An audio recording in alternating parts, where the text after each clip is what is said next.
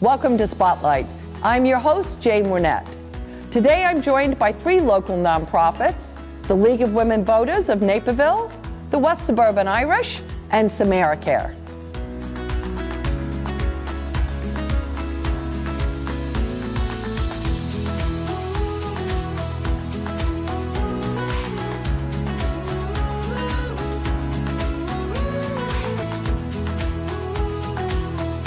Today's Spotlight is brought to you in part by presenting sponsor, UC Bank.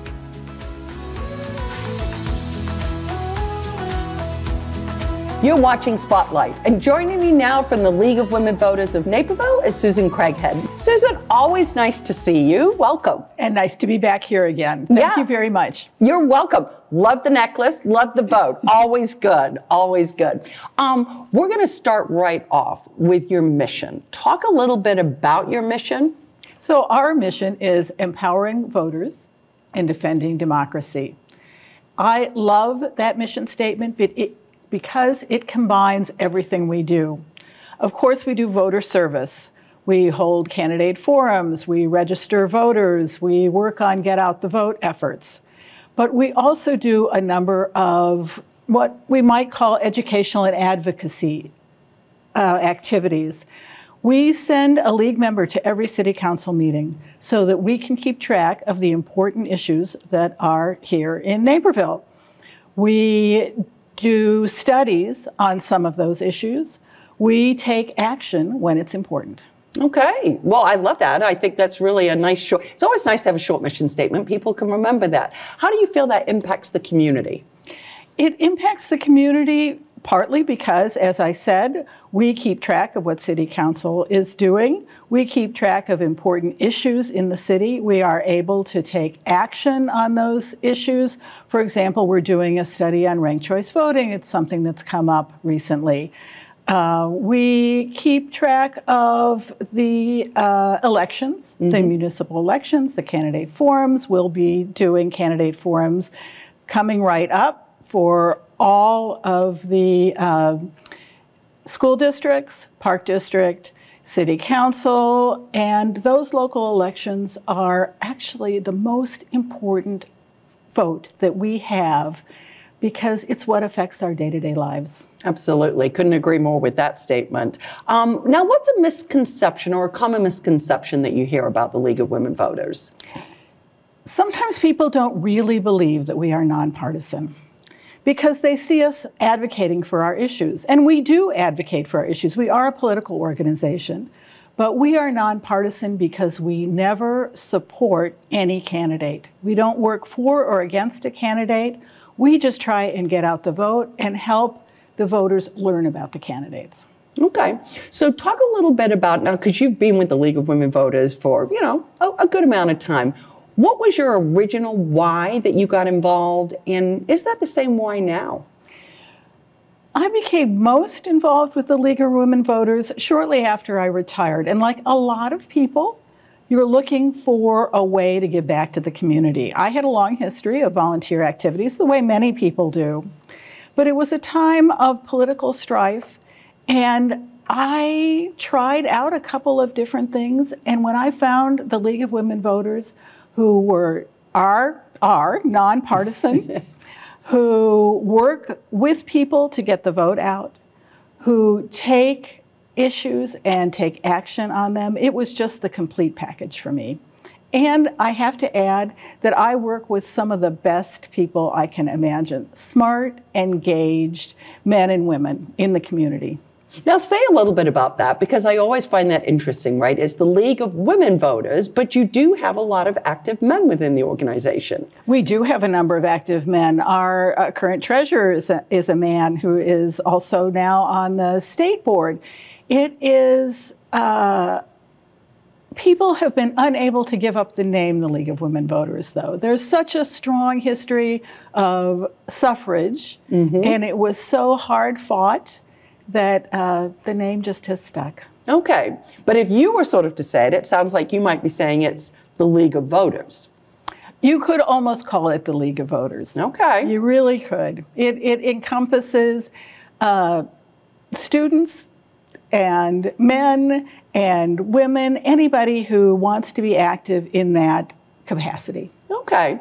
Now, obviously, you've had a long, rich history. How does the organization, and particularly here in Naperville, how does it stay true to its original mission, but also kind of adapt and pivot to the current economic and social issues that you're experiencing both on a national level and a local level? How do you do that? You know, any organization that doesn't stay on its toes is going to lose relevance.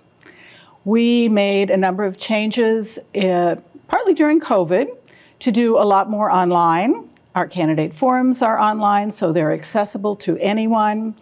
We do programming, much of which is online. We worry about mis and disinformation, so we work harder to educate people. Okay. On the national level, people will find that come February, joining the league will be even easier than before, because you will join through our website on a national level and then be steered to your local league. We think that will help us grow our membership and make us feel more relevant in today's society. Okay. So as you look locally for 2025, what are you focused on? What are some of the programs and initiatives that you might be putting a lot of time and attention to? One of our newest initiatives, we're calling Democracy Drop-ins. Those will be in-person events once a month where people can learn about issues, learn how to advocate for issues. For example, how do you reach out to your city council member? How do you reach out to your state representative? Many people are intimidated about doing that. Sure. So we'll help people learn how to do that. We are trying to work harder on our issues and advocacy efforts to help educate the community. And of course, we'll continue to do what we always do. We'll use Vote 411, our online voter guide. We'll continue our candidate forums. We reach out to register voters in places that you don't always think about, nursing homes. We've reached out to the homeless, and then we'll continue the high school outreach that we've done for a long time. Okay, you sound like you've got a busy year. We have a busy year.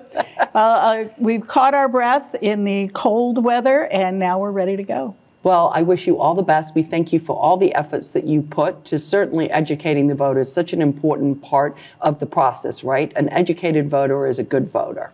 And we hope that those educated voters show up every election cycle. Yes. It's a right that we fought very hard for if you're a woman, and that's certainly something that everybody should exercise. So we thank you for the work that you're doing. Thank you very much. Absolutely. And if you would like to learn more about the League of Women Voters of Naperville, please go and visit their website. We're going to take a quick break, but stay tuned. We're coming right back with more Spotlight.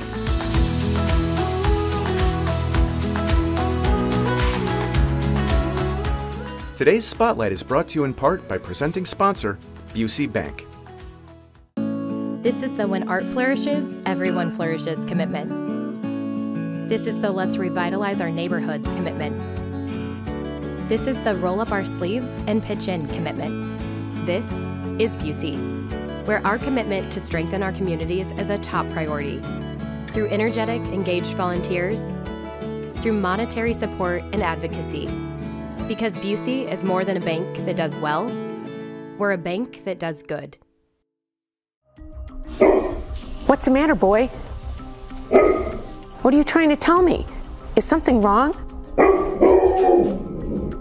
We live in a safe community, but not a crime-free community. If you see something, say something.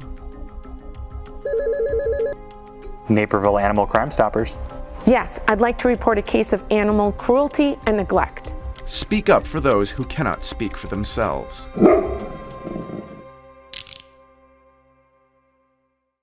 Today's Spotlight is brought to you in part by presenting sponsor, Busey Bank.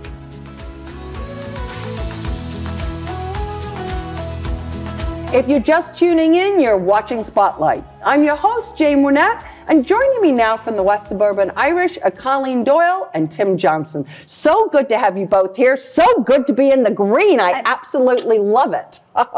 Tim, I'm going to hop right in with you. What's the mission of the West Suburban Irish? So West Suburban Irish, or we call it WSI, it's a 501c3 charitable organization, been around since 1993. We're based in Naperville, and we basically are committed to advocating and the appreciation of Irish heritage culture throughout all the western suburbs. We have a motto, which is fun, friendship, and service. And in honor of that, we basically try to bring people in, engage them to have fun in the Irish tradition through engaging events, through engaging our community in a meaningful manner, and also through cultural education. Okay, I love that. Fun, friendship, and service. Love that. FFS. Good. That's good. That's good. That's a great motto. I like that. I can get that. I got it. It only took me twice to get it. But it does work. It does work. Now, talk a little bit, you know, you're talking about that cultural piece. How do you feel that impacts the community? Well, I believe that it enriches the community. For instance, we have an event coming up on the Irish famine. Actually, this is being broadcast after that event, but basically sometimes we get 40, 50 people who aren't even members and come. We had one recently on dual citizenship. We had 50 people packed into Quigley's, packing the room because they really wanted to know about how to get dual citizenship. So we found that by having more and more of these kind of events, that we engage people not just in our club, but people from the community, and it brings them into our club because they like the atmosphere. Okay, I like that. And now you mentioned it's a club, so actually, Colleen, I'm going to ask you about that. You're a membership-based organization, right? Yeah. So tell me a little bit about the membership. The membership is actually diverse. We have born and bred, you know, Irish who come over. We have people who've, you know, Southside Chicago relocated to Naperville. We have people who are not Irish at all, like my husband. Okay. You know, he is Irish by marriage. And it is really, West Suburban Irish is really about people who want to have fun, want to get involved in the community, but also maybe want to learn more about the Irish culture and the Irish heritage or Irish music. We do a lot around music, you know, at different events and venues. We have monthly sessions. It's an Irish phrase for a casual group getting together in a session to play music. It's almost like open mic night. I like that. But open mic night for whatever music and instrument that you play. So there's a lot of different ways to get involved, and we have things for members and non-members, but we'd love to have more members. Okay, well, we'll talk a little bit more about that. You mentioned some programs, but talk a little bit specifically about what you've got coming up in 2025. Well, we have what we call our marquee events, which are the St. Patrick's Day Parade, our Irish Mass, and then our Naperville Irish Fest, with the the high holiday coming up in 2 months with St. Patrick's Day. High holiday. Yeah. That's great.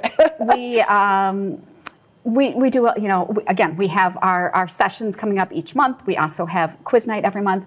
But with the parade, lots of opportunities for people to get involved with the parade, whether they want to be in the parade as a parade entry, they want to sponsor, they want to come and be a spectator, they want to volunteer. The Irish Mass is beautiful. It is both in English and in Gaelic. Oh. And bagpipers, the Knights of Columbus, it's really, really moving. So there's just a lot going on as we head into the St. Patrick's season. Yeah, absolutely. And the high holiday, which I love. I love how you say that. Tim, talk about your most memorable moment.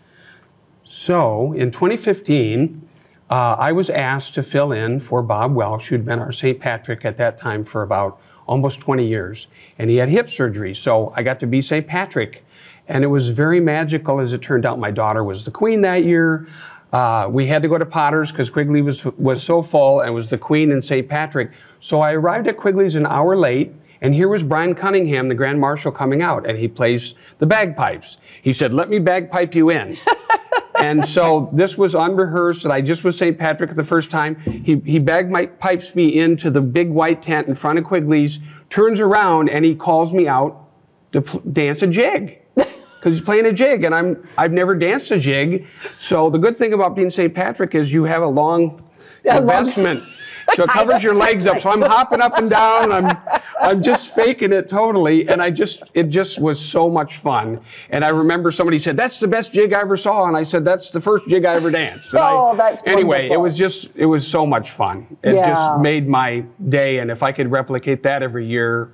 But the parade is amazing, and it's just a great event every year. But that was really special for me. And you've been St. Patrick for quite some time now. On and off now, it's been about 6 years. Yeah, it'll be great. I think the 6th time this year. So it's oh so much fun. Oh, good. Well, Colleen, what's a highlight for you?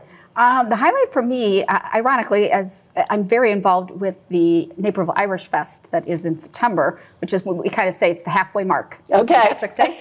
But mine is actually around the parade. When I moved here in 2015, my family and I attended the parade for many, many years, and it was a highlight. Like I said, my husband's not Irish, but you would not know to see him on St. Patrick's Day head to toe in shamrocks. And it has evolved. We host parade viewing. We put up a huge tent. It has grown. We get between 30 and 50 people joining us for the parade.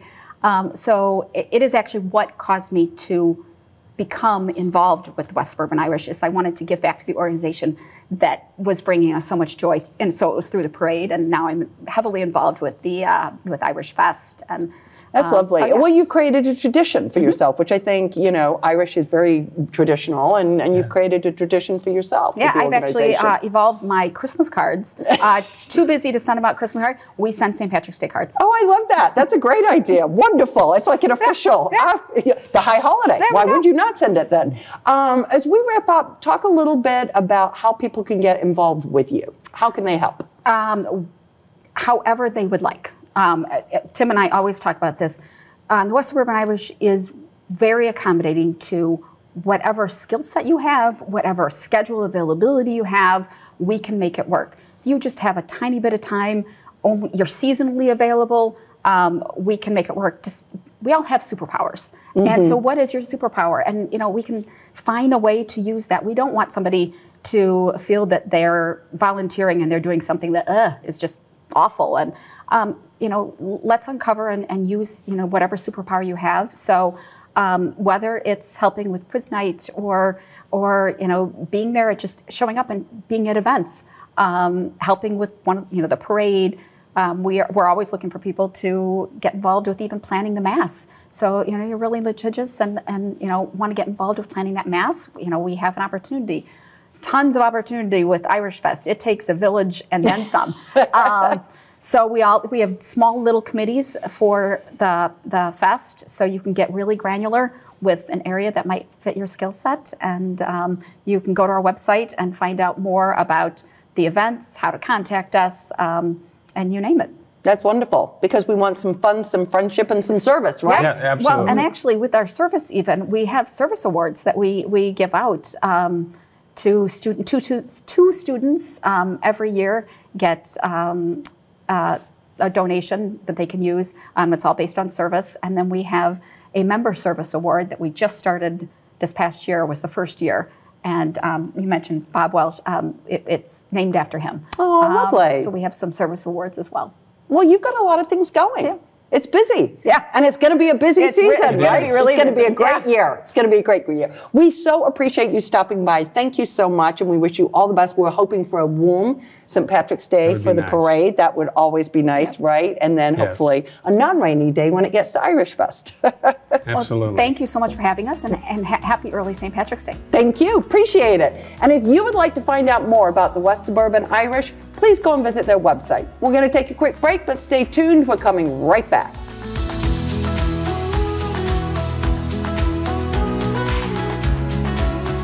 Today's Spotlight is brought to you in part by presenting sponsor, Busey Bank.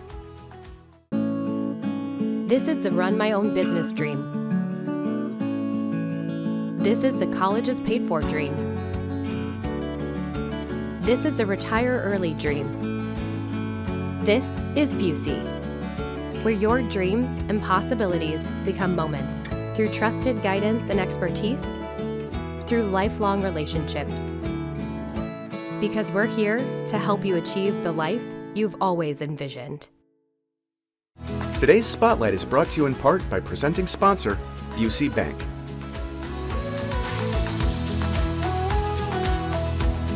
Welcome back to Spotlight. And joining me now from SamaraCare is Michael Bradburn. Michael, so nice to have you on the show. So great to be with you, Jane. Yeah, in your new role, congratulations. Thank I know you. that this has been a long time kind of coming and a nice transition, but congratulations to you in the new role. Yeah, about a week into the new role, so excited to be here, and thanks for inviting me. Yeah, absolutely. So I think obviously the important thing to do is to start off with your mission. So let's talk about that, what your mission is and how you impact the community. Sure. Our mission is really to reach all people in terms of services for behavioral health or mental health. So we do have psychiatry, we have counselors, and we see the full age span from 2 to 92, and have a medical home kind of model where we collaborate a lot. And we really try to give access to everyone. So people who have insurance, people who don't have insurance. We have a sliding fee scale and things like that. Okay. So those are important to us. Yeah. Yeah, and when we talk about SamaraCare, faith is a big part of that, but it plays out differently. Talk a little bit about that. It plays out differently for different people. So we have, many of us have training in theological or spiritual integration for counseling, as well as just regular psychology and social work and things like that. But we're trained to integrate that into treatment and helping people as people want that. And we see people of different walks of life, different faith traditions, and have staff that are from different backgrounds as well. So we mirror the community that way, and we really try to honor and bring that in, because we know how healing that can be to have the faith component as well. Yeah, that is, and that kind of is a little bit of a differentiator for you, Definitely is. I would say that's our major differentiator, is the faith integration or spiritual integration, as well as having the access, the nonprofit ability to see people at a lower fee. Okay.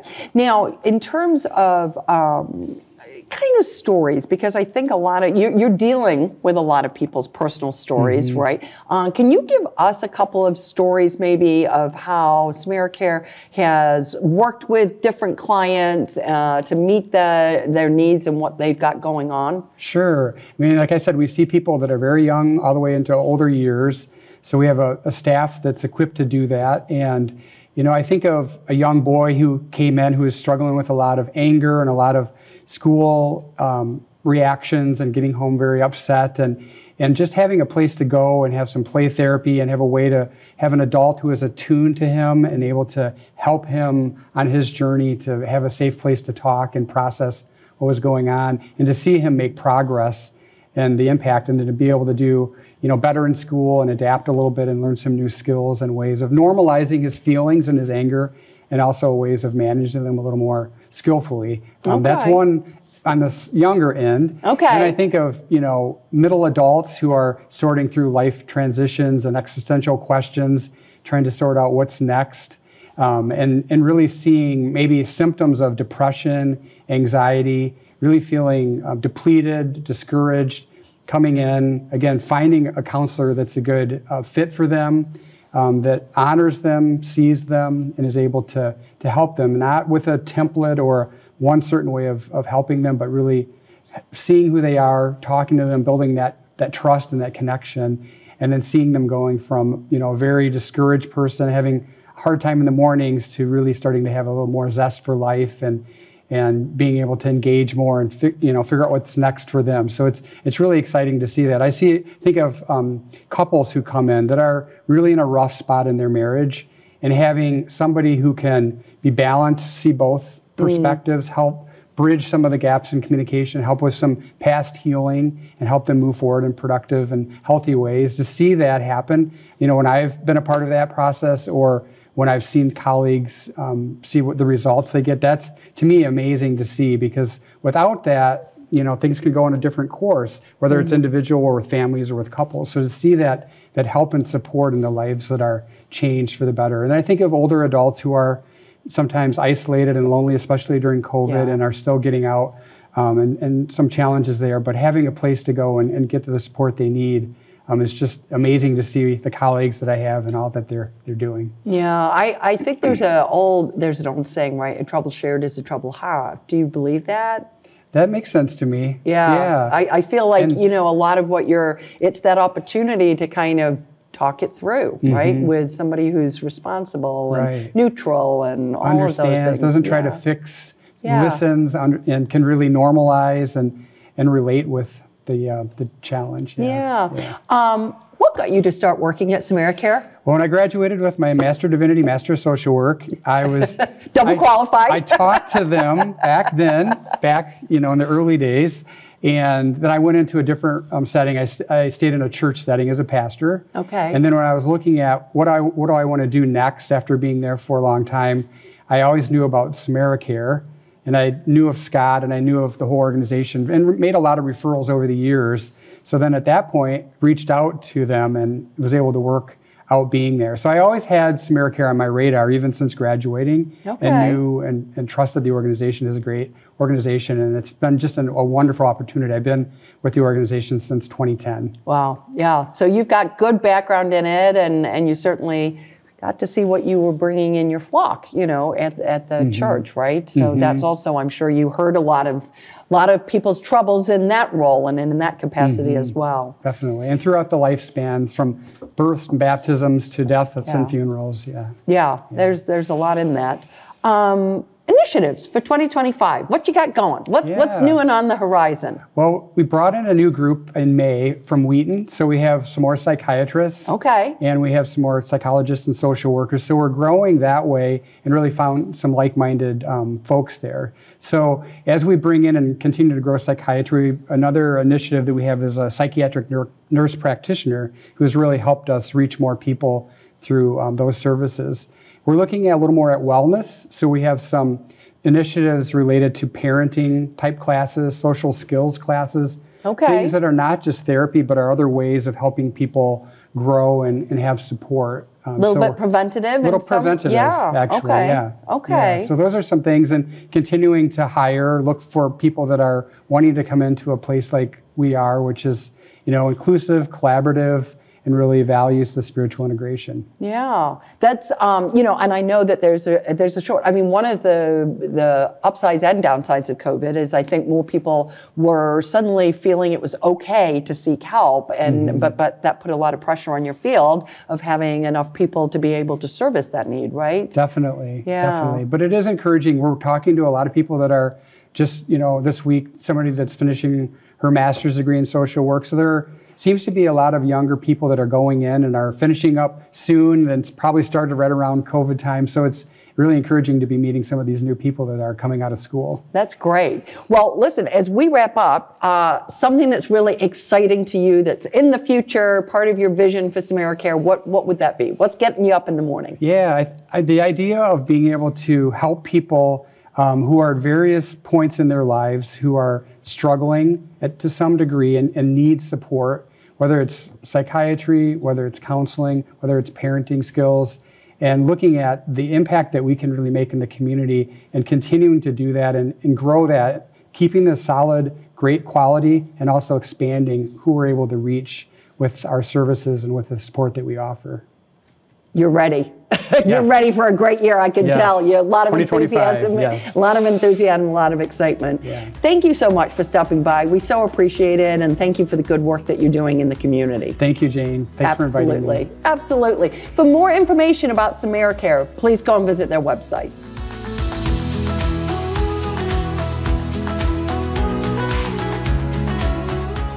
Today's Spotlight is brought to you in part by presenting sponsor, Busey Bank.